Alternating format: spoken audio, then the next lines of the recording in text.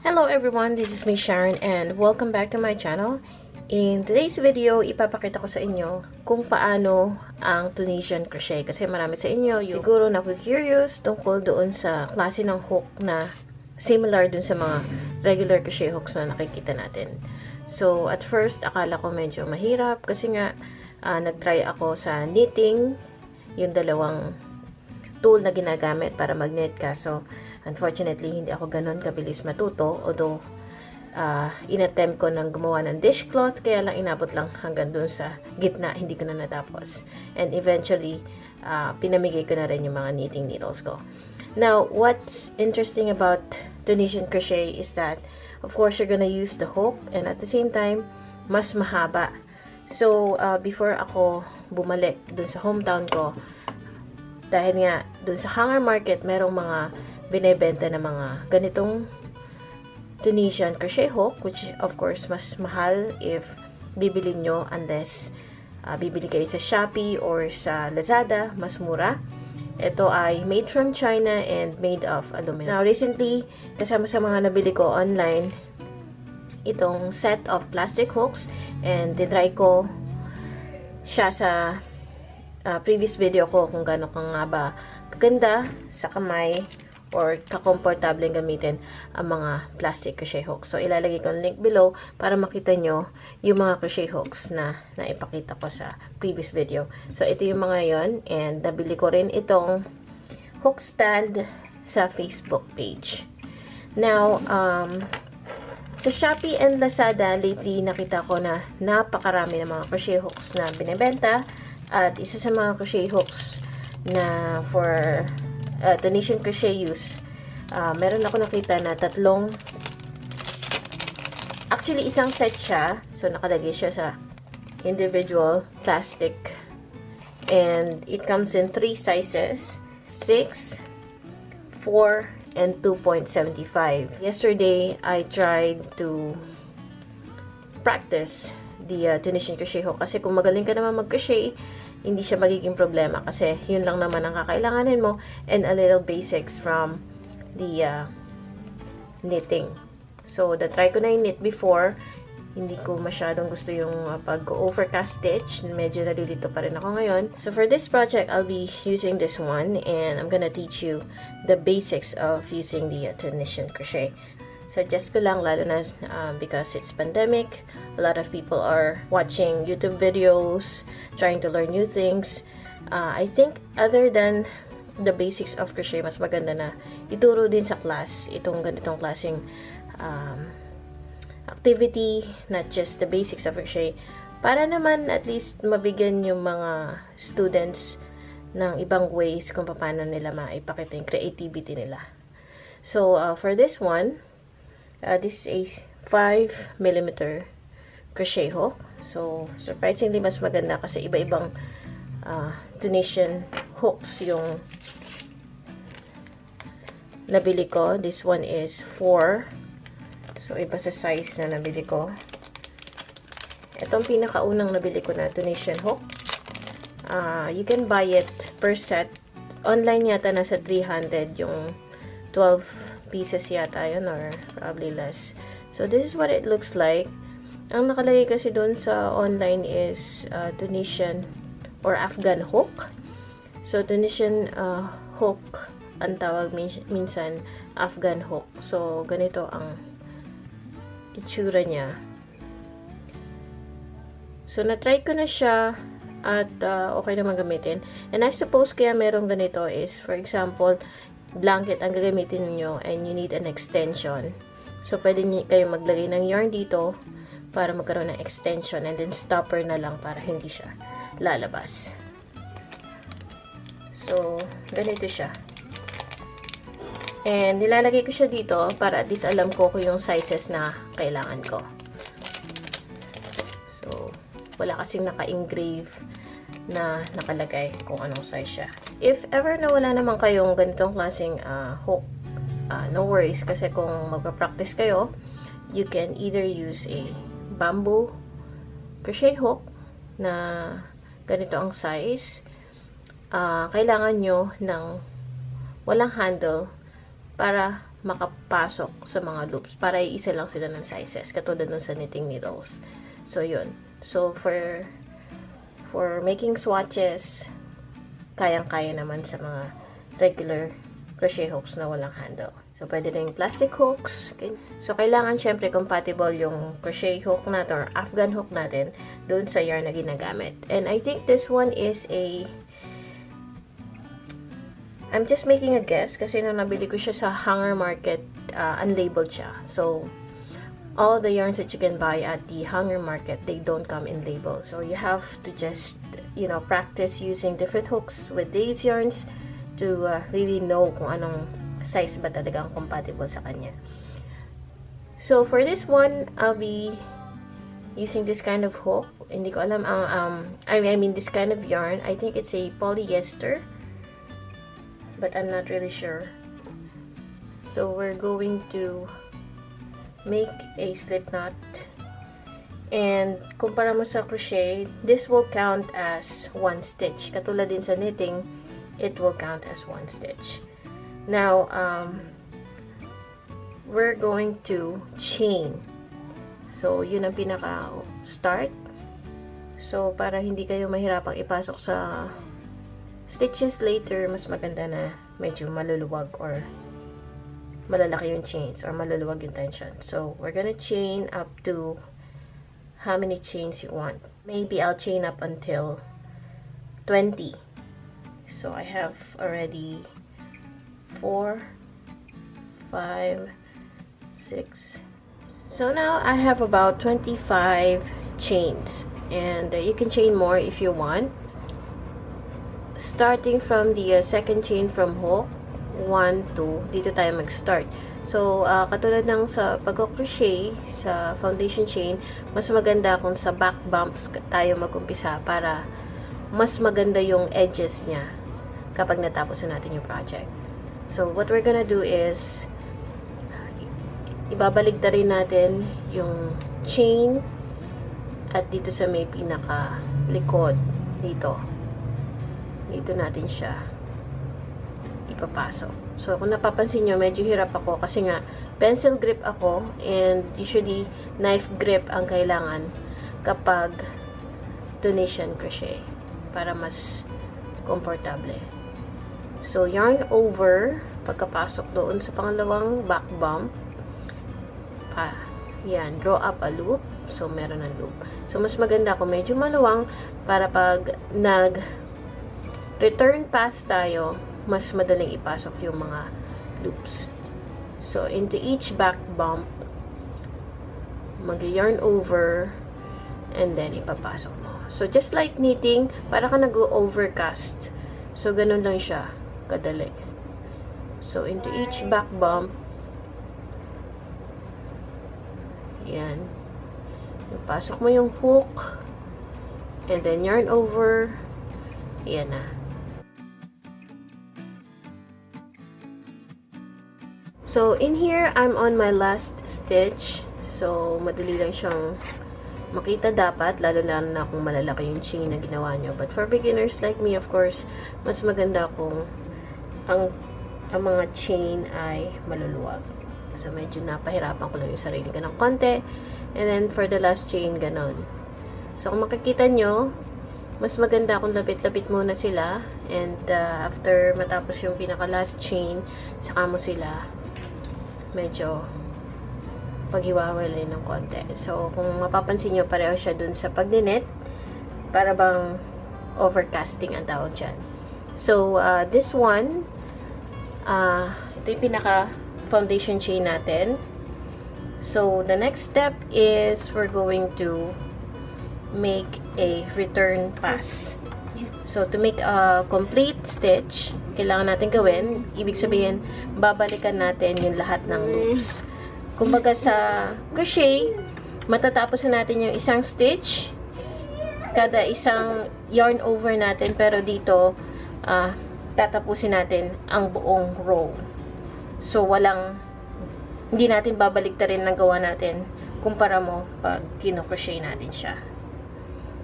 So, the next step that we're gonna do is yung pinaka-first kailangan nating i-yarn over and then ipapasok lang natin sila sa pinaka first na loop. So ibig sabihin hindi natin ipapasok yung dalawang loop. So every time na mag-start tayo, isa lang muna yung ipapasok.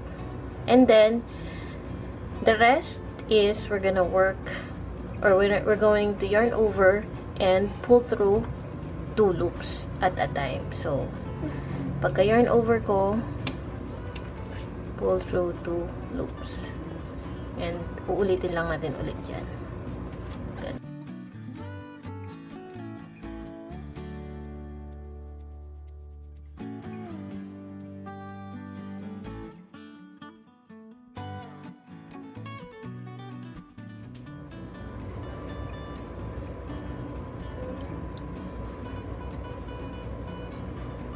So, mas maganda kung magkakalapit pala sila para mas madali mo silang magawa. Yan, ganyan.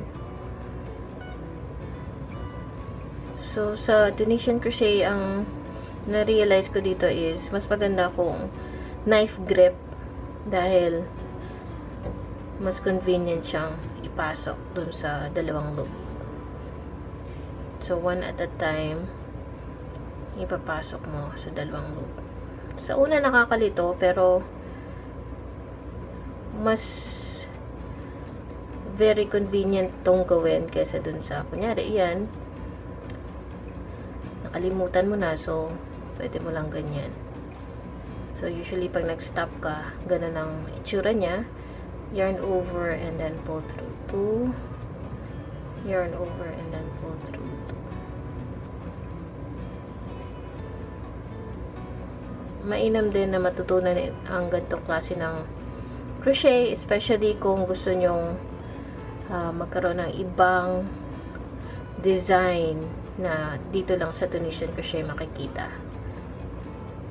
So, make sure na 2 loops at a time. And then, dun sa pinaka-last na 2 loops, of course, yan. So, natapos na ang isang stitch. So, to make 1 stitch, hindi ko lang ma-sure kung isang stitch nga ba ito. But, usually sa mga foundation stitches, ang alam ko is, ito ang ginagawa for the first row. So, unlike crochet, kada isang yarn over natin, makakaproduce tayo ng single crochet, half double crochet. Dito, matatapos natin ang stitch kapag nagawa natin yung return, yung forward pass at yung return pass. So now we're going to do our next row. So ang mangyayari is itong stitch na to will count as our first stitch. So hindi tayo mag-yarn over at mag-chain 1 dito. Dito tayo pupunta sa next bar. So yung sa next bar na to is makikita nyo yung nakatayong strand na yon, yun ang second bar na tinatawag nila. So what we're gonna do is ipapasok muna yung hook dito, yarn over, and then pull up a loop. So we have 2 stitches now. Ngayon i-insert mo ulit yung hook and then yarn over and pull up another loop. So ganyan lang ang gagawin natin sa pag forward pass. So get into the next stitch, yarn over and pull up a loop. Insert the hook, yarn over and pull up a loop. So gagawin lang natin yan hanggang bago tayo makarating sa pinaka last na bar. So papakita ko sa inyo kung paano i-end ang row na ito mamaya, pagdating natin sa dulo.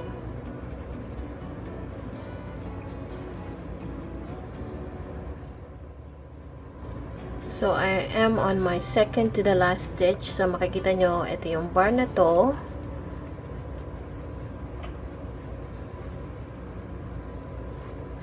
Tapos, yung pinaka-last. So, yung last bar na yan is, imbis na sa isang bar lang tayo dadaan, so we're going to include the other one dito sa gilid. So, kung makikita nyo, para siyang may V-stitch sa gilid.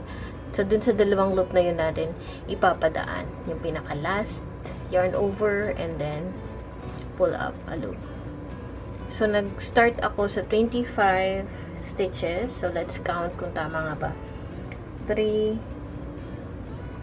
6, 9, 12, 13, 14, 15, 16, 17, 18, 19, 20, 21, 22, 23, 24, 25. So, meron akong 25 na loops. So, pag natapos ko siya, I should have 25 stitches in every row. Now, pag mag-start kayo sa next row again, so, mag-yarn over, and ang unang gagawin is pull up the first loop only. So, yan yung anak ko at medyo may kalikutan siya. So, pagpasensyahan nyo na. Yan. So, first loop. So, isa lang muna ang ipapasok natin. So, the following loops na gagawin natin is 2 loops at a time. So, after yarn over, mas maganda kung 2 loops lang. Kasi yun lang naman talaga ang kailangan. 2 loops. Paano kung naging 3 loops? Mali na. So, mamamali ang bilang for the next row. So, kailangan 2 loops at a time. Yan. Para kang nagtatapos ng single crochet. Yun. Yan. So, usog mo lang itong part na to para madali siyang makuha. Yan. So, ito yung pinaka basic sa Tunisian crochet. So, pwede kayo makagawa ng blanket using this stitch. At syempre, katulad ko na beginner pa lang, kailangan talaga ng mahabang pasensya kasi hindi nyo kagad makukuha yung size ng stitch na gusto nyo. But if you are really good at crocheting, for sure, mas madali lang para sa inyo yung magawa itong ganitong klaseng project. Kasi for me, hindi ako nahirapan and I know most of the stitches. Pero hindi ko memorize. I also make patterns. So, yun, nakakatulong siya, lalo na kapag marami kayong alam na basic stitches. Pero pag sa Tunisian crochet, ito yung pinaka-basic. So, for sure, magiging madali lang para sa inyong mga crocheter as well. So, once you get to the last one, ganoon lang din, yarn over and pull up the last 2 loops in there. So, now, makikita nyo, we made, I think, a second stitch. Yun. So, just like the first row, what we're gonna do is start tayo ng third row natin. So, i-insert the hook into this second bar. Itong first bar will always count as your first stitch. So, pag tinignan nyo siya sa top view niya, makikita nyo may parang change siya, diba? And usually, yun ang sign na meron tayong stitches na nagawa. So, into the second bar, doon tayo lagi mag-start ng ating forward pass. Yun nga palang ginawa natin na pag kuha ng loop, we call that return pass. Pag na-finish natin na ipasok lahat sa bawat dalawang loop.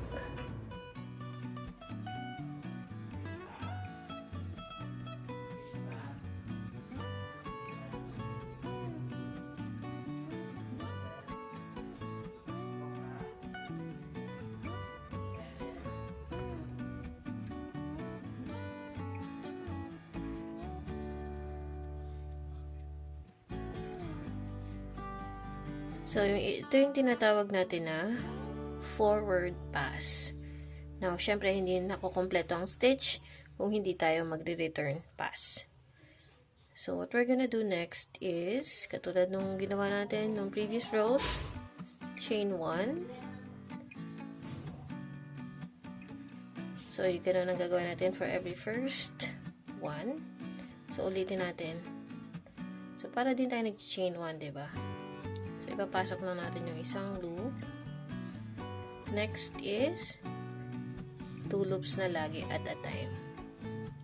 So, para matapos natin ang isang stitch, kailangan natin mag-return pass, yarn over, and pulling 2 loops at a time. So, mas maganda kung iusog natin yung mga loops para mas madali nating matapos yung return pass. Ayan. So, gagawin lang natin yan ng paulit-ulit hanggang sa dumating tayo sa pinaka last row. So, maganda tong gawin if you're going to make a lot of dishcloths. So, I think mas mabilis siya. Ang kagandahan dito sa Tunisian crochet, medyo makapal yung stitch niya, unlike when you're doing one single crochet. Ito, parang pantay-pantay lang yung texture niya. And ang gamit ko kasi is medyo makapal na yarn. Kung gusto nyo mas bagsak na yarn, ang gagawin nyo lang is mas malaking hook ang gamitin nyo. Like in my case, I'm using 5mm crochet hook. Kung gusto nyo ng mas bagsak, I suggest gamitin nyo yung mas malaking hook, like 6 to 7mm crochet hook. So, you can experiment naman with other yarns and other hooks. So, dun yung makikita kung gaano siya kasinsin or kaluwag. So, usually ganito ang itsura niya sa pinaka last row after nung return pass. So, ganito siya usually. Pero pag natapos nyo na yung project, it's not gonna look this way. Kasi meron tayong tinatawag na pag-bind off and hindi siya magiging ganito after slip stitching. So, uulitin ko lang hanggang makakarating ako dun sa height na gusto ko. So, pag nag-start kayo ng row, laging doon sa second bar. So, this is the second bar. Ito yung first one. So, nakita nyo medyo mahigpit yung stitch na nagawa. Kaya parang hindi siya pantay. So, always dito sa second bar, yarn over and pull up a loop. Para lang kayong gumagawa ng half double crochet or single crochet. Pero hindi niya tinatapos. Ganun. So, kung makikita nyo, ito yung lagi natin pinapasukan every time na nagpo-forward pass tayo. So, ulitin nyo lang yan hanggang sa ma-practice nyo and make sure na yung mga loops is hindi masyado masisikip para mabilis kayong makapasok. So, I will just continue doing this hanggang sa makarating ako dun sa size na gusto ko. So guys, nagbago ako ng yarn. Ito naman is Love Nuts. Acrylic yarn siya. Ang recommended hook size niya is 4mm crochet hook. But I am using the 5mm crochet hook. Kung mapapansin nyo, hindi siya masyado nag-curl. Hindi katulad nung nauna. Pero usually normal siya, lalo na kapag sakto lang yung hook na gamit mo for this particular yarn. Kasi ang yarn na to is recommending 4mm, but I'm using 5. So, if gusto nyo ng mas maluwag or mas ayaw nyo bumabaluktot siya, I suggest na gumamit kayo ng mas malaking crochet hook para dito. Ngayon, minsan mahirap matrace kung saan nga ba yung pinaka-last. So, ang gagawin natin is, lagi nyo itatagilid. Kasi, kung papansin nyo, meron mga chains na nakapahiga. So, hindi mo dun ilalagay. Dito, sa gilid, makikita mo may para mga top chain. Dito sa dalawang dito sa dalawang strands ng yarn dito, dyan mo siya ipapasok, yarn over, and then pull up a loop. So, after ng forward pass, so makikita nyo, ganito siya. Itong first, itong pinakagilid niya is makikita mo, iba dun sa mga rows natin. So, just make sure na doon sa gilid nyo i-insert at hindi dun sa nakapahigang chain. So, after that, yun nga, pag nag-return pass tayo, chain 1, and then yarn over and pull through 2 loops lagi. So, for the basic Tunisian crochet, ganyan lagi siya. So, hindi na kayo malilito, diba? So, kapag nasanay kayo, the more you practice, the more na maiintindihan nyo yung stitch na to. Kasi, nung una, nakakapag-skip pa ako ng stitch, lalo na kapag hindi nyo napupull up yung loop dun sa previous row niya. So, yun ang nangyari sa akin. Kaya, inulit ko siya using this different kind of yarn. So, syempre, sa unang gawa nyo, maraming mga errors. Pero, normal lang siya. But, as you do this Tunisian crochet, dun yung mas maintindihan kung paano siya nag-work yung stitch. So, after doing the return pass, ito yung itsura niya. So, makikita nyo, ibang-iba yung pinaka-top part niya at medyo maluwag, diba? Kapag nag-forward pass kayo ulit, saka siya mawawala.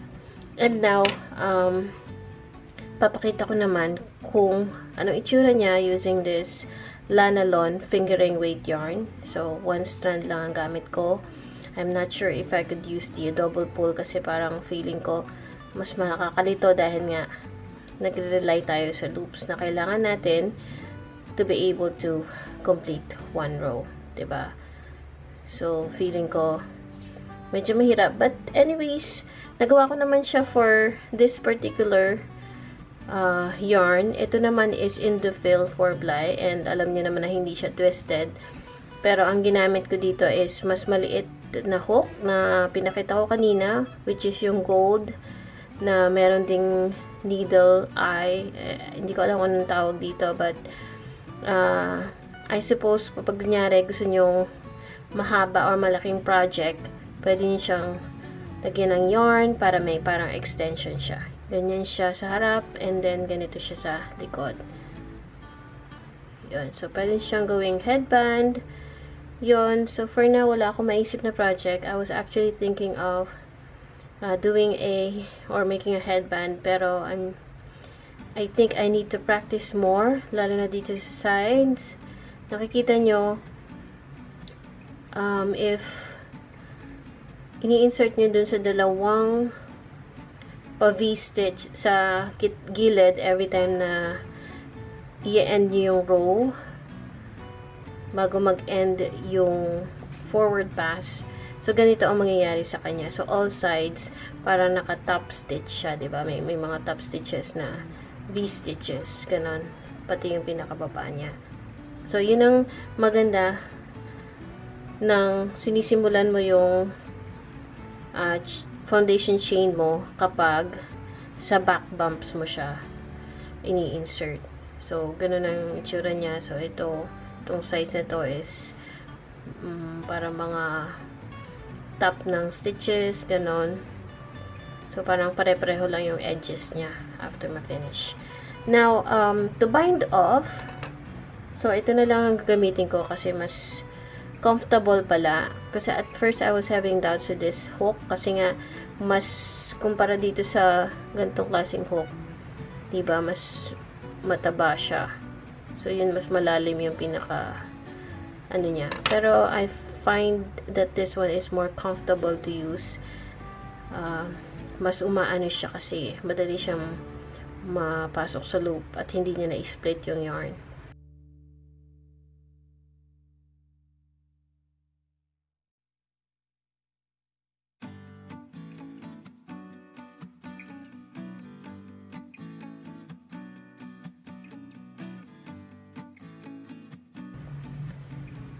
So, after nyan, if we're going to bind this off, this one will count as our first stitch. And in the second stitch, ang gagawin lang natin is, after yarning over, and then we're gonna pass through those 2 loops. Ganon. And then into the next stitch, yarn over and go through those 2 loops. Para ka rin nag-i-slip stitch. Yan. So, next bar, and then you're gonna slip stitch. So, napakadali lang niya. And dun mo na mapapansin yung kaibahan ng stitch niya after ma-slip stitch. You know, nagiging sinsin at nawawala na yung parang butas niya, diba? Unlike dito. Ayan.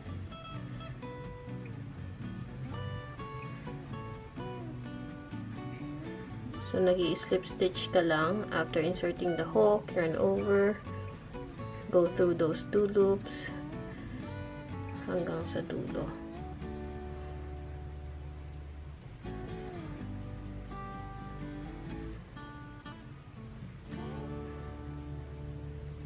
By the way, guys, if you would want to try this kind of stitch, yung Tunisian crochet, and if you're interested to buy this kind of hook, pero kahit naman yung regular hook pwede nyong gamitin, but just in case you would want something else, I can add the link below kung saan ko nabili. Mura lang siya. Finally, pupunta tayo doon sa pinaka parang last na V-stitch niya dito sa side. Hindi dito sa nakapahigang to kasi part yan ng first. Parang, kumbaga may pahigang V-stitch. So, hindi doon kukunin yung, hindi mo doon i-insert kung hindi dito sa side niya. So, dapat yung 2 stitch lang. So, I hope nakikita nyo doon, saka dun sa isa pa. So, minsan mahirap siya makita. And then, magugulat na lang kayo na sa iba niya pala na ipasok. Like, pag meron kayong loops na nakalimutan, ayan, ayan. So, nasa 2 under V-stitch na siya. So, next is, yun, slip stitch lang. Ayan. So, pwede nyo nang i-fasten off. And kung gagawa naman kayong headband, using this one, so I guess after slip stitching, i-connect nyo na lang siya para meron kayong parang sweatband. Yan. So, ganyan ang itsura niya sa harap para naman siyang pearl stitches sa likod. So, usually ito yung likod, ito yung harap. And compare sa mga single crochet stitches, parang mas even yung ganitong klase. Kasi nakikita ko yung butas niya is hindi masyado, saka parang pantay-pantay lang yung stitches niya. Hindi siya masyado nagka-curl, unlike if you're gonna use a thicker yarn like this one that requires 4mm, nagka-curl pa rin siya. And I'm using 1 hook larger than the recommended size for this yarn. Kaso nagka-curl pa rin siya. You can use a much bigger crochet hook. Pero paano nga ba, ano nga bang itsura niya kung mas malaking crochet hook yung gagamitin for this?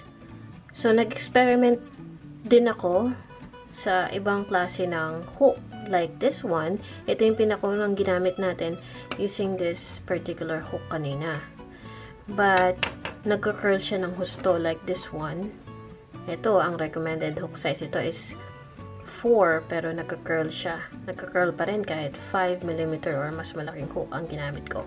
So, with this one, ang in-experiment ko naman is I used a plastic transparent crochet hook which is 8mm.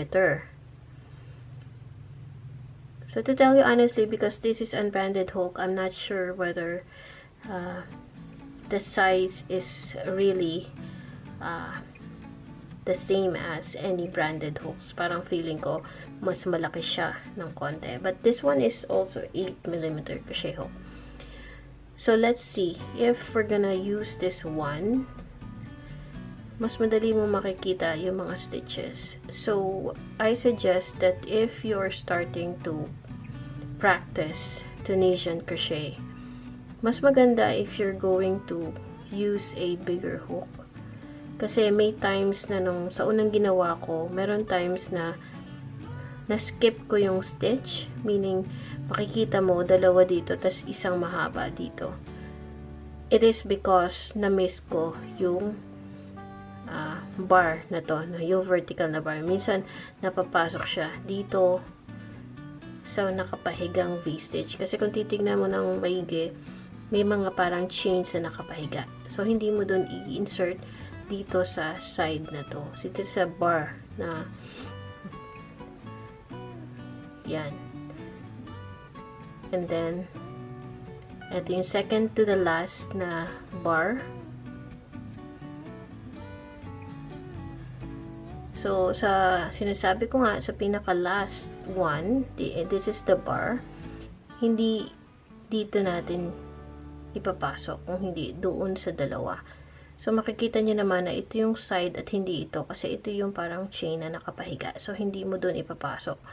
So, ang gagawin mo is, titignan mo dito. So, doon makikita na may para siyang top chain. So, doon sa dalawa lang na loop ipapasok mo. And then, that's the time na mag-pull up ka ng loop. Yun. And we finished the forward pass. Now, ibabalik natin ang stitch, or meaning magre-return pass na tayo. So, after that is chain 1 or yarn over and pull up just one loop. So, into every start of the Tunisian basic stitch, kailangan yan. And then, yung the following 2 loops lagi. So, after yarning over, pull up 2 loops, or pull through 2 loops, yarn over and pull through 2 loops, yarn over and pull through 2, yarn over and pull through 2 until we get to the last one.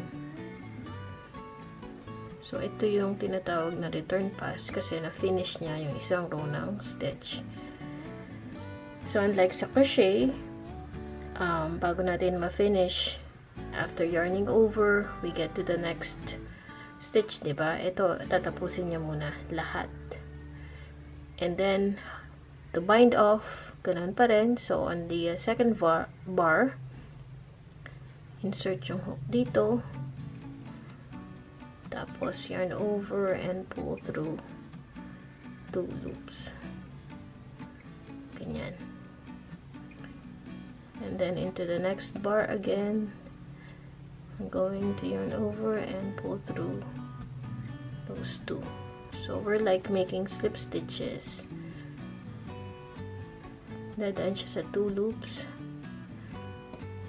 Yan. So napansin ko, mas madaling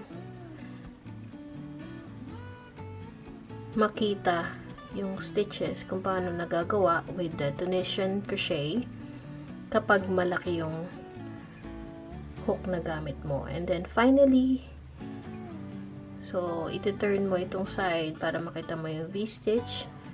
So, doon mo siya ipasok. Then, yarn over and work your last slip stitch. Yan. So, with this one, pwede siyang gawing headband if you're going to continue. So, ang napapansin natin is hindi siya nagka-curl kasi nga mas malaki ang hook na gamit natin. Same goes with the bigger crochet hooks na gamit natin for a thinner yarn, yung mas manipis or mas maliit na size ng yarn. Talagang hindi siya magka-curl up or hindi siya yung babaluktot na katulad nito. But of course, normal lang yan kasi nga dahil dun sa tension natin. If you want the tension to be loose or hindi mahigpit, So, pwede kayong gumamit ng hook na mas malaki kesa sa regular size na gamit.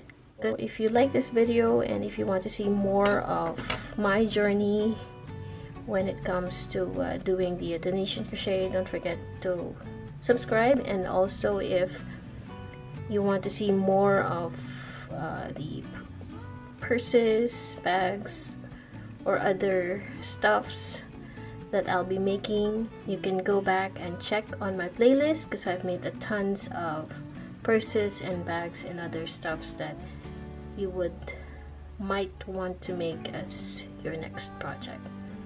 So thank you so much, and I'll see you in my next video.